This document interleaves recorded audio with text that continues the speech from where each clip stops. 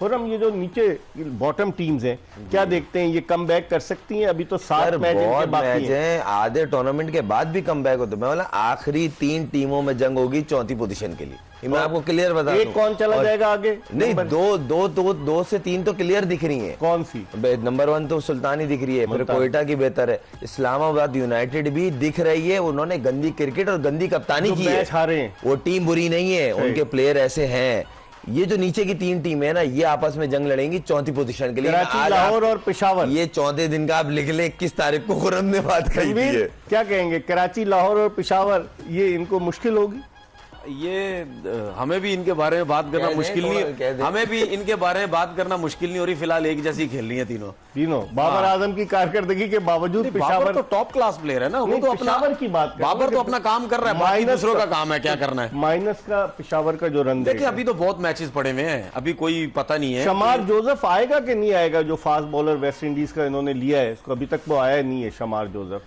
देखिए, अब उनके ऊपर है, ओवरसीज प्लेयर तो अब उनकी फिटनेस के ऊपर है। वो अगर दूसरी लीग खेलना चाह रहे हैं या नहीं आना चाह रहे हैं तो वो तो अब उनकी अपनी वो है।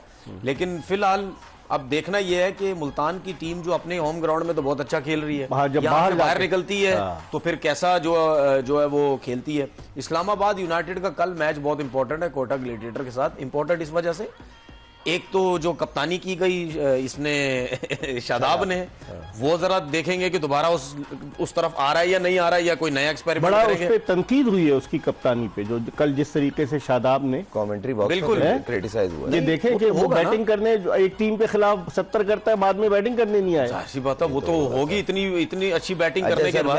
मैं ऐड ये करना चाह रहा था, जोसेफ जिसकी आप बात कर रहे हैं ना, अगर वो आईपीएल में पिक हो गया है तो गारंटी है वो नहीं आएगा, क्योंकि फिटनेस उसकी थोड़ी नहीं सर, वो फ्रेंचाइज छोड़ती ही नहीं है। जो पिक हुए में आप उठा के देख ले, बहुत कम प्लेयर हैं वो जो रिलीज होकर आ जाते हैं। फिर वही बात होगा, पैसों का बहुत फर्क है। कौन सर अनफिट हो गए, मैच ना जा सके, फिर ये बड़ा मसला। क्या कह रहे थे आप? अगर आईपीएल में कोई लड़का पिक हो जाता है, एक तो है वो चीज सही है, पैसा सब चीज, मगर उनकी फ्रेंचाइज लड़के को करीब टूर्नामेंट के फिर वो रिलीज नहीं करते, बोलते हैं।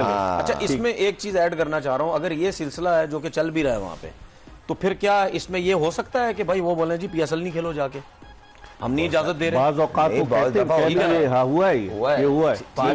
पास्ट में हुआ है ऐसा, सही है। इसीलिए मैं ये 2-3 साल से ये बात कह रहा हूँ कि भाई ये चीजें अगर होने लग गई तो इसका कोई हल निकालें। इसका एक ही हल है, क्या? पैसे बढ़ा दें, जो ये कहते हैं। लेकिन एक चीज है इकबाल भाई, देखें हमारा, देखिए इकबाल भाई, सॉरी काट रहा हूं, हमारा प्लेटिनियम के कितने पैसे हैं? 4-4.5 करोड़ रुपए। उनका 16-16, 17-17, 18-18 करोड़ में जाता है उनके रुपीज में। ठीक है, डबल ट्रिपल। ठीक है। अब मुझे ये बताएं ना, कितना फर्क है?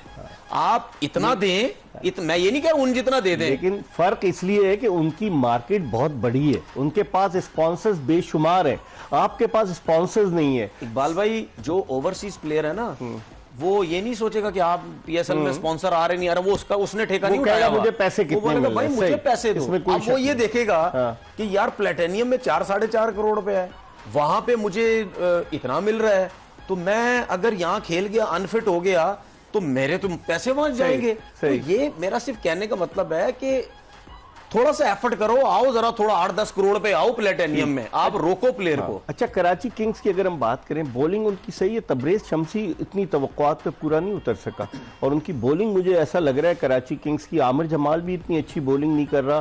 कराची किंग्स की जो आप पहले भी बता रहे थे कि 2-3 टीमों के जो पिक्स थे उनमें कहीं ना कहीं कोई गलती नजर आई। सर बहुत सारे लोग मुझसे नाराज होते हैं, जो हकीकत दिख रही है वो बोलेंगे नहीं तो फायदा क्या। 3 टीमों की जो ड्राफ्ट में पिक है ना, वो अप टू द मार्क नहीं है। कौन कौन सी? Karachi Kings number 1, number 2 Zalmi, number 3 Lahore कलंदर।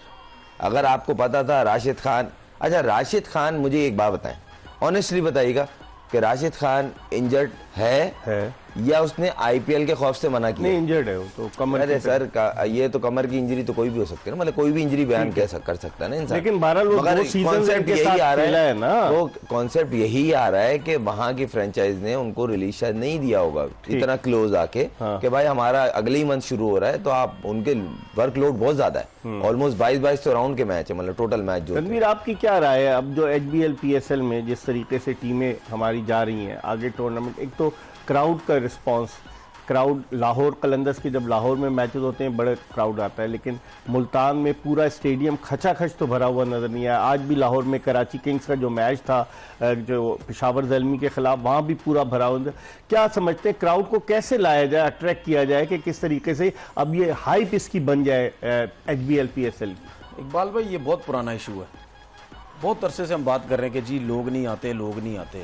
एक तो यार इंडिया में IPL में देखें हर मैदान खचाखच भरा, उनके स्टेडियम्स की आप देखें इंफ्रास्ट्रक्चर, लेकिन मसला बात ये भी तो देखें उनके डगआउट में और उनकी टीम्स में लेजेंड्स बैठे हुए होते हैं। डगआउट में लेजेंड्स बैठे होते हैं और टीम्स में लेजेंड्स और या टॉप के प्लेयर्स खेल रहे होते हैं, उनको भी लोग जो है वो देखने आते हैं। उसके बाद एक और चीज, उनके जो ऑनर्स है ना, वो कोई शोबिस से ताल्लुक रखता है, कोई कहां से, वो ढेर सारे लोग आए हुए होते हैं, तो ये बड़ा फर्क होता है।